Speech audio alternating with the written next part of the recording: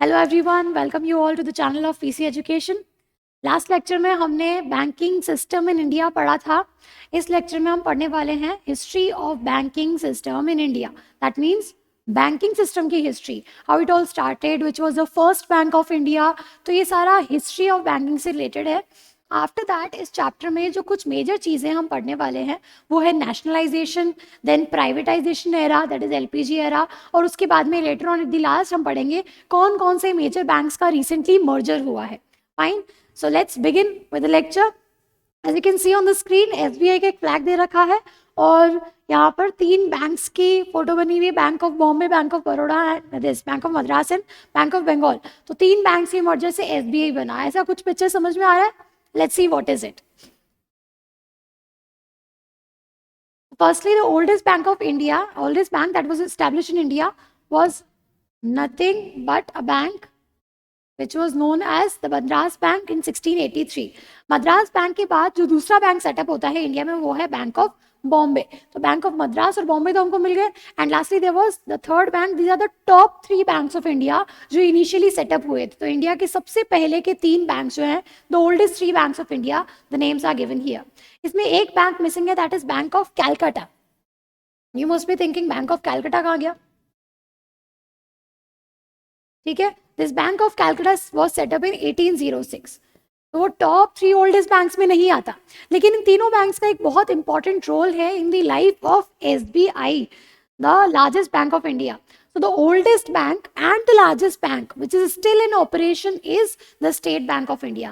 तो ये SBI की स्टोरी स्टार्ट कहाँ से होती है? During the British era, when Britishers were controlling India, when they were ruling India, तो उन्होंने 3 बैंक सेटअप किए थे। वो 3 बैंक्स उन 3 जगहों पर सेटअप हुए थे जहां पर ब्रिटिशर्स की 3 मेजर प्रेसिडेंसीज थी। कहां पर थी ब्रिटिश की 3 major presidencies? One was Bengal, one was Madras, one was Bombay. इन तीनों ही प्रेसिडेंसीज में ब्रिटिश ने 3 बैंक सेटअप किए थे। फाइन, हमने पिछली स्लाइड में उनके तीनों के ईयर्स देख लिए।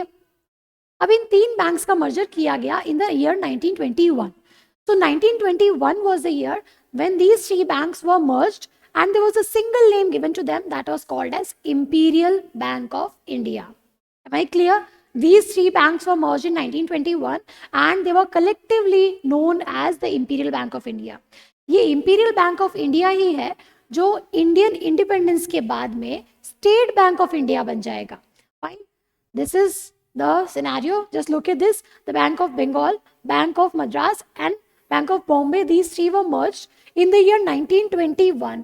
और जब ये 1921 में मर्ज हुए तो इनका नाम पड़ गया imperial bank of India. The imperial bank of India was later nationalised and renamed.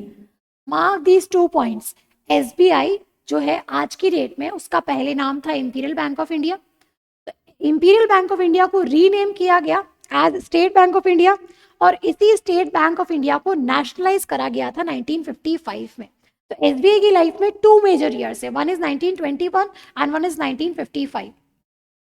1921 में जब ये सेटअप हुआ, मतलब इंपीरियल बैंक ऑफ इंडिया की तरह, तब ये गवर्नमेंट ऑफ इंडिया के कंट्रोल में नहीं था। लेकिन 1955 में गवर्नमेंट ऑफ इंडिया ने एसबीआई को पूरी तरह से नेशनलाइज कर लिया।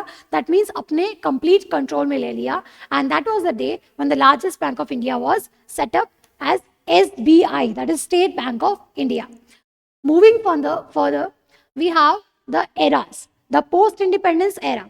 ना पोस्ट इंडिपेंडेंस मीन्स मतलब अब जो भी हो रहा है 1947 के बाद हो रहा है। 1947 के पहले हमने देखा कि एसबीआई का सेटअप और कुछ बैंक्स का सेटअप था, मतलब banking system used to exist in India. But what happened after independence? When India got independence, so we all know कि इंडिया की जो इकोनॉमिक सिचुएशन थी वो काफी वीक थी। और उस इकोनॉमिक सिचुएशन जब वीक थी तब बैंकिंग सिस्टम इन इंडिया जो सेटअप ऑलरेडी था, एग्जिस्टिंग बैंकिंग जो सिस्टम था, वो प्राइवेट बैंक्स ज्यादा थे, मतलब गवर्नमेंट के कंट्रोल में मेजर बैंक्स नहीं थे। तो 1947 का सिचुएशन अगर देखा जाए तो मेजर बैंक्स व private banks. At the same time जब बैंक्स मेजरली प्राइवेट बैंक्स होंगे तो वो रूरल एरियाज को या वीकर सेक्शंस को सर्व नहीं करेंगे। So what was the situation at that time? कि rural areas were unserved and at that time the major banks were private banks and rural areas were majorly unserved and they were undeserved. Fine. बाद में इन banks की picture को change करने के लिए there came an act that was known as the banking regulation act of 1949। ये जो बैंकिंग रेगुलेशन एक्ट है 1949 का, इस एक्ट में क्लियरली मेंशन था कि किसी भी बैंक को जो आज की डेट में प्राइवेट बैंक है, उस बैंक को गवर्नमेंट ऑफ इंडिया ओन कर सकती है और अपने इंटरेस्ट के अकॉर्डिंग, जो उनका इंटरेस्ट है सोशल वेलफेयर, उस इंटरेस्ट को फुलफिल करने के लिए उन बैंक्स का नेशनलाइजेशन किया जा सकता है। तो 1947 वाला एरा हम जो देख रहे हैं, मेजरली बैंक्स प्राइवेट है और जो सेक्शंस है वो अनसर्व्ड है। तो इसके लिए गवर्नमेंट ने सोल्यूशन क्या निकाला? There is an act, banking regulation act of 1949। अब उस एक्ट से क्या होगा? उस एक्ट से, जस्ट अ मिनट, उस एक्ट से ये होगा। Now what is this? Just look at this picture and try to understand what is this picture is saying. There's a bank which is in the hands of government. That means government is controlling this bank. Fine. The government is controlling the banks. So bank under control of government, or we can say bank which is regulated by the government and it is going as per the regulations and ownership of the government. इस particular system को हम कहते हैं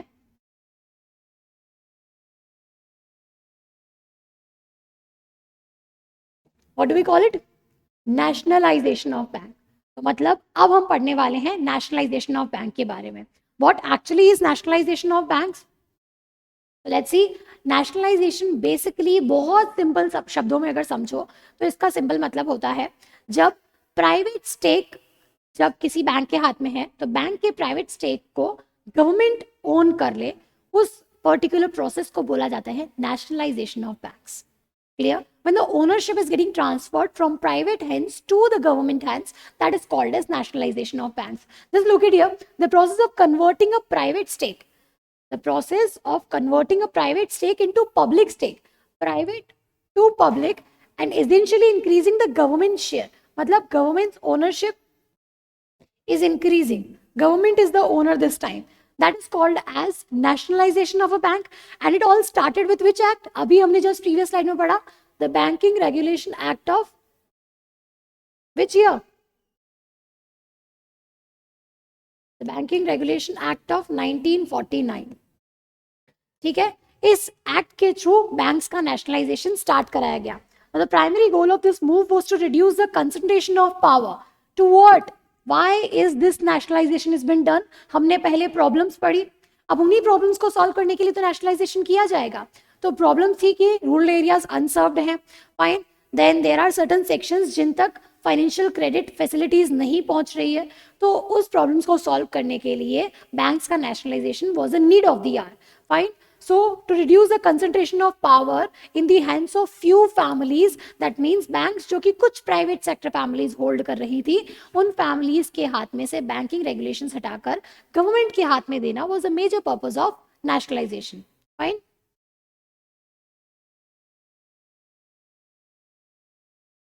Okay. Now two phases of nationalisation. Basically अभी nationalisation अपन ने ये समझा कि क्या होता है। अब कब कब कौन कौन से बैंक्स का नेशनलाइजेशन हुआ, मतलब किस टाइम पर हमने उन्हें गवर्नमेंट के हाथ में दिया। They were basically two phases. First phase था 1969 वाला phase. This time 14 banks were nationalised. That means 14 ऐसे बैंक्स थे जिनको हमने गवर्नमेंट के हाथों में ट्रांसफर कर दिया in terms of ownership. Fine, so the government has took over these 14 banks. In 14 banks के नाम एक बार आप पढ़ सकते हैं, Allahabad Bank, Canara Bank, United Bank of India, then there is this Punjab National Bank जो आज भी एग्जिस्टिंग है, ठीक है, बैंक ऑफ बड़ौदा भी सुना होगा। तो ये सारे बैंक्स नेशनलाइज हुए थे इन the year 1969, and in the year 1969 the prime minister of India was Indira Gandhi. So the PM Indira Gandhi, she ruled for as the PM of India, she ruled from 1966 till 1977. Just a minute. Yeah, 1977, whatever it is. यहाँ लिखते हैं. Fine. So this was the era of PM Indira Gandhi जब पहला nationalisation हुआ. Moving on to the next, the second phase of nationalization, which began in the year 1980. इससे पहले वाले phase में 14 बैंक्स नेशनलाइज हुए थे, लेकिन इसके बाद वाले फेज में सिर्फ 6 बैंक्स नेशनलाइज हुए। इन टोटल कितने बैंक्स हो गए? 20 banks were nationalise in the year 1980। Till 1980 की बात करें तो till 1980 there were 20 banks which became public sector banks। ठीक है, आज की डेट में पूछे कि कितने पब्लिक सेक्टर बैंक्स हैं, तो currently as of 2023 there are 12 PSBs in India, 12 public sector banks in India. ये उन 6 बैंक्स के नाम दे रखे हैं जो कि 1980 में नेशनलाइज हुए। Vijaya bank, public, Punjab and Sind bank, then Oriental Bank of Commerce, these are the banks जो कि सेकेंड फेज में नेशनलाइज हुए। यहां तक समझ आया? ये था नेशनलाइजेशन एरा। लेकिन इसके बाद स्टार्ट होता है second phase. Now that second phase is all about something new to the banking economy in India. इस फेज में बेसिकली क्या हो रहा है? एलपीजी एरा स्टार्ट हो रहा है, दैट इज 1991 से। और उसके बाद वाला जो पीरियड है वो बेसिकली वो पीरियड था जब इंडिया में बैंक्स को प्राइवेटाइज करना स्टार्ट कर दिया गया। Now why this is all happened? 1991 तक ये सिचुएशन आ गई थी बैंकिंग सेक्टर में कि majority of the banks were ruled and governed and regulated by the government of India. तो मेजॉरिटी गवर्नमेंट ओनरशिप थी। When LPG reforms, that is liberalization, privatization and globalization came to India, तो major sectors को और industries को privatise करने की बात रखी गई। तो अब इस फेज के बाद से जब हम देखेंगे तो बैंक्स में हमें मेजरली देखेगा कि गवर्नमेंट अपनी ओनरशिप लीव कर रही है और वही ओनरशिप प्राइवेट प्लेयर्स के हाथ में आ रही है। इसको कहते हैं प्राइवेटाइजेशन। ठीक है, यही सेम चीज बैंकिंग सेक्टर में भी हुई। सो 1991 वाला फेज क्या कह रहा है? द फाइनल और ongoing phase of the banking sector is development is critical. The introduction of the private banks in India was the most significant development in this era. So the private sector banks are becoming prevalent and prominent after 1991 till date. तो अभी हम देखते हैं बहुत सारे private sector banks जो हैं वो एग्जिस्ट कर रहे हैं। And for this which authority is responsible? कभी भी किसी बैंक को अगर अपने ऑपरेशन स्टार्ट करने हैं तो उसे आरबीआई से लाइसेंसेस लेने पड़ते हैं, licences and permission so as to continue और to start its business. Fine, so RBI ने प्राइवेट सेक्टर बैंक्स को लाइसेंसेस दिए। मेजरली 1991 के बाद 10 प्राइवेट सेक्टर बैंक्स को लाइसेंस दिए गए थे। तो this is the privatisation time of banks. इससे पहले हमने पढ़ा nationalisation of banks. Fine, now the thing that you can see on the screen, ये क्या है? just look at this image। कुछ बैंक्स कनेक्टिंग है, इधर कुछ बैंक्स का कनेक्शन बन रहा है। ये क्या कहना चाह रहा है? It is talking about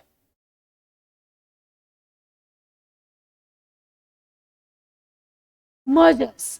fine, तो आप देखेंगे हम मर्जर एरा ऑफ बैंक्स, जब इंडिया के बड़े बड़े या कुछ प्राइवेट पब्लिक बैंक्स का एक साथ मर्जर किया जाएगा। So this all happened not very early, ये थोड़े अभी रिसेंट स्टेजेस की ही बात है।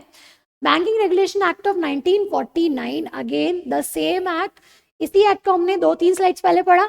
ये सेम एक्ट किससे रिलेटेड था? इस एक्ट में ये लिखा था कि इंडिया में बैंक्स का नेशनलाइजेशन किया जा सकता है।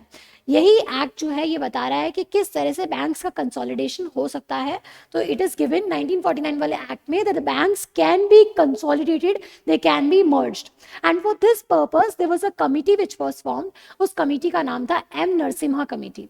1998 में इस कमिटी ने अपनी रिकमेंडेशंस में ये कहा कि इंडिया में जो कुछ छोटे बड़े बैंक्स हैं उनका मर्जर किया जा सकता है so as to safeguard the depositors money and so as to maintain the better balance sheets of these banks. इसीलिए इस कमिटी ने रिकमेंडेशंस दी थी।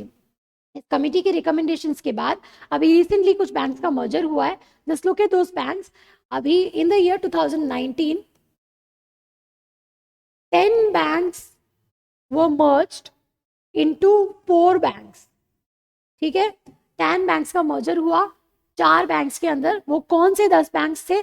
Punjab National Bank, Oriental Bank of Commerce and United Bank of India. इन तीनों banks को मर्ज करके PNB को anchor bank बना दिया गया। मतलब आज की डेट में यू विल सी कि अब ओरिएंटल बैंक ऑफ कॉमर्स का कोई नाम नहीं है। The balance sheets and the books and the passbook and the cheques all are in the names of PNB. इस तरह से मर्जर हुआ और एंकर बैंक कौन सा है? पीएनबी। कैनरा बैंक और सिंडिकेट बैंक में Canara bank is the anchor bank. Union Bank of India, Andhra Bank and Corporation Bank, these three banks were merged into one bank, that is Union Bank of India, and Indian Bank and Allahabad Bank, these two were merged into Indian Bank. Fine. Now these mergers took place or took effect from April 2020. 2019 में ये merger हो चुका था. From April 1, 2020 it started getting into operation 2020 से. उससे पहले एक और बहुत बड़ा मेजर merger हुआ था, that was विजया बैंक, देना bank with bank of Baroda. हमने देखा था कि नेशनलाइजेशन का जो फर्स्ट फेज था 1969 में, तब बैंक ऑफ बड़ौदा को एक नेशनलाइज बैंक बनाया गया था.